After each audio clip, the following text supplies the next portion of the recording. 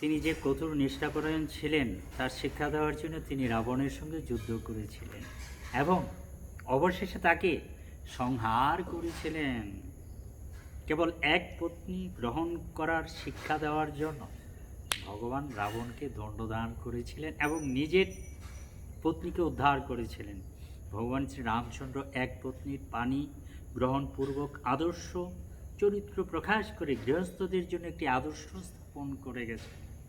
গৃহস্থদের কর্তব্য শ্রী রামচন্দ্রের আদর্শ অনুসারে জীবনযাপন করা এবং শ্রী রামচন্দ্র আদর্শ পুরুষ হওয়ার দৃষ্টান্ত প্রদর্শন করে গেছেন।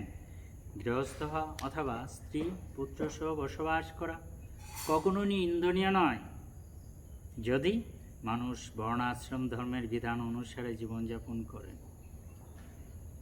যারা সেই বিধান অনুসারে জীবনযাপন করে, গৃহস্থ, ব্রহ্মচারী, বানপ্রস্থ নির্বিশেষে তাদের সকলেরই গুরুত্ব সমান। হরে কৃষ্ণ। আজকে আমরা গ্রন্থরাজ শ্রীমদ্ ভাগবতের নবম স্কন্ধে দশম অধ্যায় ভগবান রামচন্দ্রের লীলায় 54 নম্বর শ্লোকে এখানে জানতে পারছি। ভগবান রামচন্দ্র একটা বিশেষ